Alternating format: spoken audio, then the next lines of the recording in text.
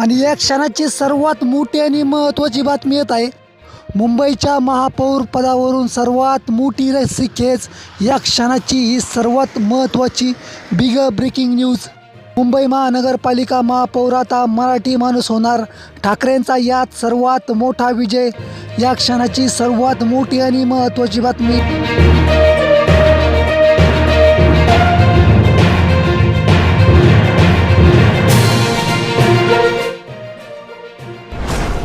सोलापुरात ठाकरे आणि शिंदेंची शिवसेना एकत्र.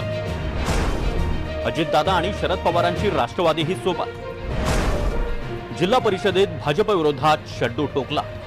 राजकारणात असं म्हटलं जातं की राजकारणात कोणीच कुणाचा फार काळ शत्रू आणि फार काळ मित्र राहू शकत नाही. आणि राजकारणात कधी काय घडेल याचा नेमही नाही. असंच घडलंय सोलापुरातील बार्शी तालुक्यात.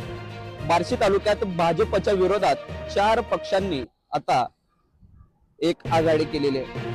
शिवसेना शिंदे गट असेल, शिवसेना उद्धव बाळासाहेब ठाकरे गट असेल, राष्ट्रवादी अजित पवार गट असेल, तर त्याचबरोबर राष्ट्रवादी शरद पवार गट, या सर्वांनी आता भाजपच्या विरोधात एक आघाडी केल्याचं दिसतंय. आणि यामुळे सोलापूरच्या राजकीय वर्तुळात मोठी खळबळ माजलेली आहे.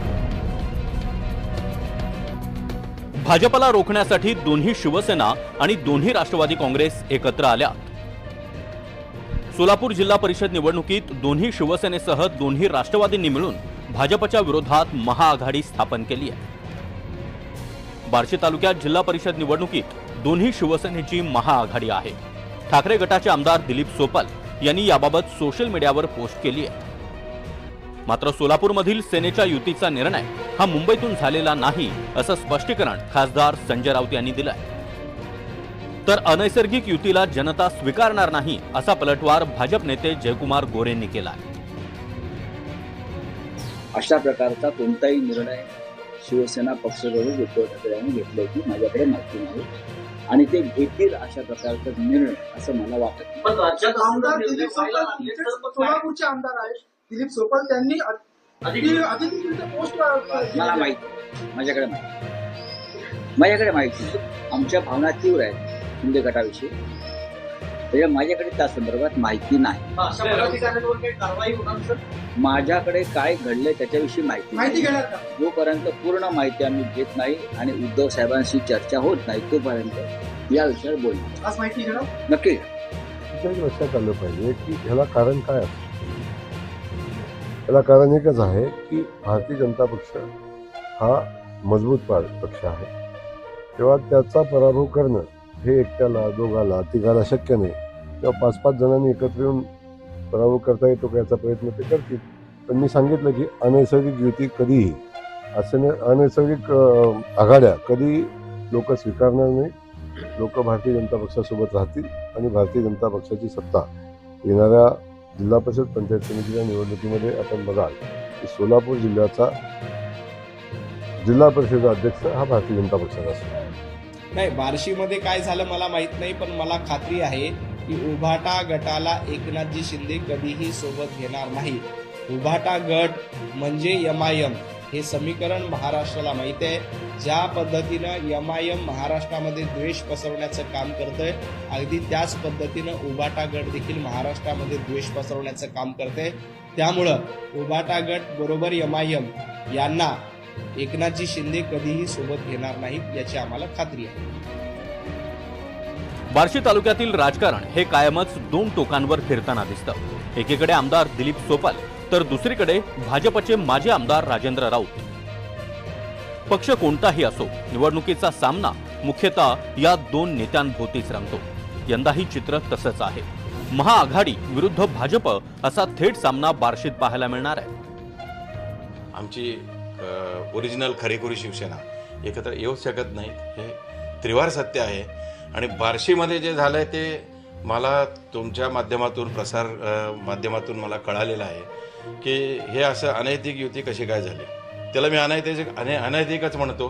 कारण या लोकांच्या बरोबर जाणं किंवा त्यांच्यासोबत बसणं, बोलणं सुद्धा निषिद्ध असताना सुद्धा अशा पद्धतीचं वातावरण या बार्शी तालुक्यामध्ये झालंय. बार्शीच्या लोकल लेवलला काही निर्णय झाला असेल माहीत नाही. बार्शीत एकीकडे अनपेक्षित महाआघाडी तर दुसरीकडे भाजपचा आत्मविश्वास.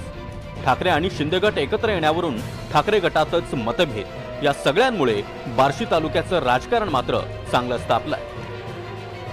बार्शीत भाजपच्या विरोधात दोन्ही राष्ट्रवादी आणि दोन्ही शिवसेना यांचं आव्हान भाजपच्या विरोधात प्रभावी ठरतं का, तर त्याचबरोबर शिवसेनेची नाराजी ही कमी होईल का? राजेंद्र राऊत आणि दिलीप सोपल यांचा सामना बार्शीत पुन्हा पाहायला मिळेल का, याची उत्तरं येणाऱ्या काळातच मिळतील. परंतु या सर्व बाबतीत सोलापूरच्या राजकारणाचं केंद्रस्थान आता बार्शी बनलंय असं मला जो एक मंत्र दिला आहे, तुझ्याकडे जर आत्मविश्वास असेल, सेल्फ कॉन्फिडन्स, तर जगाच्या पाठीवर तू कुठेही जा, तुला मरण नाही. मी शिवसेना प्रमुख जरूर, पण तुमची ताकद माझ्या बरोबर आहे म्हणून मी शिवसेना प्रमुख आहे. शिवसैनिक हा बाजूला करून मला शिवसेना प्रमुख म्हणून मिळवता येणार नाही. ही माझी भावना आहे, ती प्रत्येकानं जोपासली पाहिजे. पैशाचे जर लाचार व्हाल तर शिवरायाचं नाव घेऊ नका, हा भगवा झेंडा हातामध्ये ठेवू नका.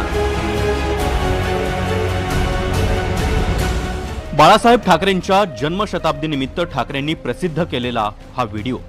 या व्हिडिओच्या शेवटी म्हटलंय, आम्हा शिवसैनिकांना तुम्ही दिलेलं बाळकडू आम्ही सदैव जपून ठेवू. आणि आता प्रश्न हा आहे की हे बाळकडू नेमकी कुठली शिवसेना जपणार? ठाकरेंची शिवसेना की शिंदेंची शिवसेना?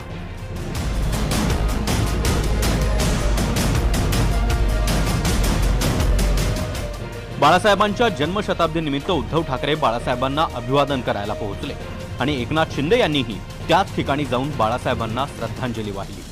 बाळासाहेबांची जन्मशताब्दी असतानाच मुंबई महापौर पदाचे वारे वाहू लागले आणि म्हणूनच ठाकरेंच्या शिवसेनेचे नेते भास्कर जाधव यांनी एकनाथ शिंदेंना एक भावनिक आवाहन केलंय. भास्कर जाधवांचं म्हणणं आहे, मुंबई महापौर पदासाठी शिंदेंनी ठाकरेंना पाठिंबा द्यावा. तुम्ही भारतीय जनता पार्टीला सांगितलं पाहिजे की केंद्रामध्ये आम्ही तुमच्या सरकारला पाठिंबा दिलेला आहे, आम्ही तुमच्याबरोबर राहू.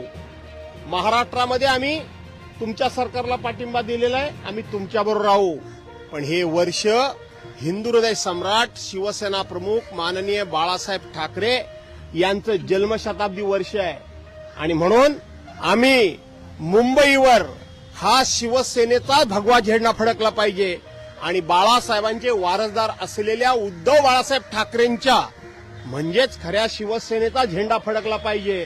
त्यामुळं आम्ही आमचे राजकीय मतभेद बाजूला सारून आम्ही शिवसेना प्रमुखांना खऱ्या अर्थानं श्रद्धांजली अर्पण करण्याकरता म्हणून उद्धव बाळासाहेब ठाकरे जो उमेदवार देतील त्याला आम्ही मदत करू, हे सांगण्याचं धाडस काही दिवसांपूर्वी ठाकरेंच्या शिवसेनेचे खासदार संजय जाधव यांनीही केली होती. एकनाथ शिंदे आणि उद्धव ठाकरेंनी एकत्र येऊन एकमेकांशी बोलावं आणि दोन्ही शिवसेना एक व्हाव्यात असं